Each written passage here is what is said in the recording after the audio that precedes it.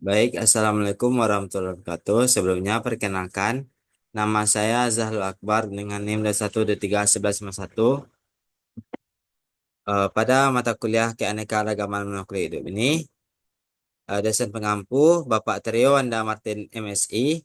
Pada pertemuan keempat ini, kita akan membahas mengenai membedakan dan mengelompokkan makhluk hidup ke dalam tingkat taksonnya masing-masing berdasarkan ciri-ciri yang dimiliki makhluk hidup. Adapun bahan kajian ini terdapat tiga. Yang pertama, tujuan dan prinsip dasar klasifikasi. Yang kedua, sejarah dan perkembangan sistem klasifikasi. Dan yang ketiga, berbagai macam pendekatan dalam klasifikasi makhluk hidup. Yang pertama, klasifikasi makhluk hidup. Yang dimaksud dengan klasifikasi makhluk hidup adalah cara memilah dan mengelompokkan makhluk hidup ke dalam golongan atau unit tertentu berdasarkan hierarki, mulai dari tingkatan terkecil hingga terbesar. Ilmu yang mempelajari hal ini disebut dengan taksonomi atau sistematik.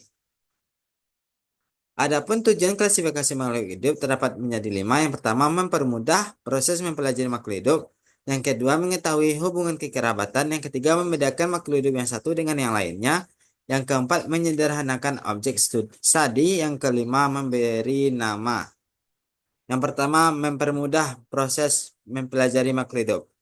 Klasifikasi makhluk hidup dilakukan dengan mengelompokkan makhluk hidup berdasarkan ciri-cirinya. Dengan mengetahui klasifikasi makhluk hidup tertentu, kita sekaligus mengetahui ciri-ciri dari makhluk hidup.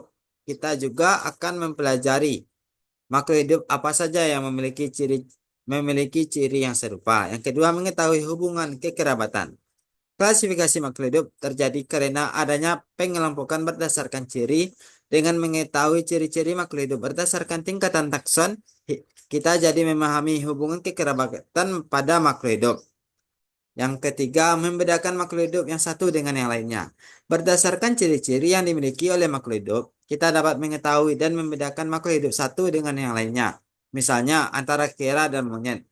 Meskipun mirip, namun keduanya memiliki nama ilmiah yang berbeda karena ciri yang membedakan antara keduanya. Yang keempat, menyederhanakan objek studi. Klasifikasi makhluk hidup akan lebih membantu kita untuk mengenali dan mempelajari makhluk hidup karena telah dikelompokkan berdasarkan kesamaan ciri. Untuk itu, perlu dilakukan klasifikasi ilmiah agar objek studi menjadi lebih sederhana. Yang terakhir yaitu memberi nama. Seiring perkembangan waktu, berbagai penemuan spesies baru terus terjadi.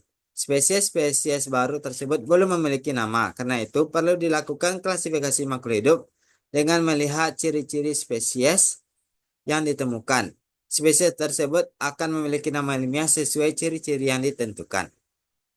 Selanjutnya, prinsip dasar klasifikasi.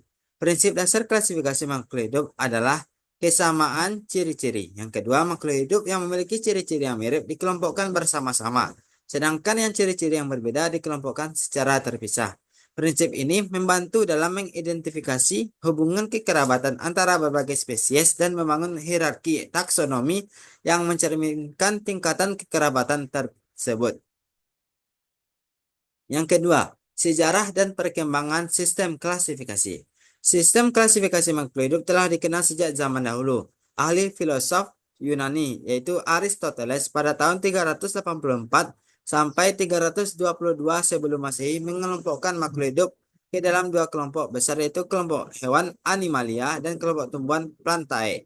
Namun keberadaan organisme mikroskopis belum dikenal pada saat itu.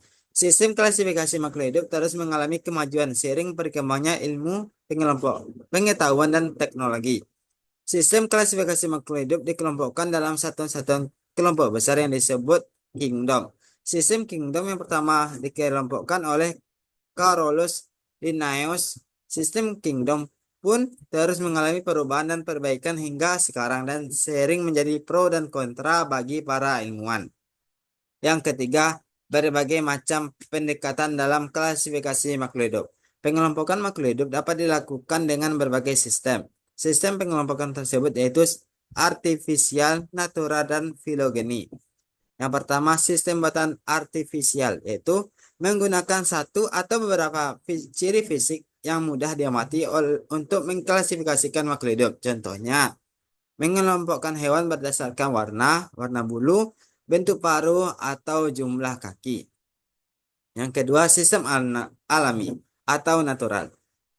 Menggunakan ciri-ciri morfologi, anatomi, fisiologi, dan perilaku untuk mengklasifikasikan makhluk hidup. Contohnya mengelompokkan hewan berdasarkan struktur tulang, sistem pencernaan, dan cara berkembang biak. Yang ketiga, sistem filogenetik. Mempertimbangkan hubungan evolusi antara berbagai kelompok makhluk hidup menggunakan bukti genetik dan morfologis untuk menentukan kekerabatan antar spesies. Yang ketiga, mencerminkan sejarah evolusi makhluk hidup. Yang keempat, sistem 2, 3, 4, 5 kingdom. Yang pertama, sistem 2 kingdom atau Linnaeus. Membagi makhluk hidup menjadi kingdom animalia, yaitu hewan, dan kingdom plantae ataupun tumbuhan. Yang kedua, sistem 3 kingdom. Menambahkan kingdom fungi atau jamur selain animalia dan plantae. Yang selanjutnya, sistem 4 kingdom. Membagi makhluk hidup menjadi kingdom monera, yaitu bakteri dan ganggang hijau ataupun biru, protista, fungi, dan plantae. Selanjutnya yang terakhir, sistem 5 kingdom memasukkan kingdom animalia, plantae, fungi, dan protista dan monera. Selanjutnya yang kelima, sistem domain dan kingdom menggunakan 3 domain, yaitu bakteria, archaea, dan eukarya sebagai tingkatan tertinggi, dan kemudian membagi masing-masing domain menjadi kingdom. Sistem ini mempertimbangkan perbedaan fundamental pada tingkat struktur sel dan organisme genetik. Mungkin sekian materi yang keempat kita ini. Mohon maaf apabila ada kesalahan. Saya akhiri, wabillahi taufiq wal hidayah. Wassalamualaikum warahmatullahi wabarakatuh.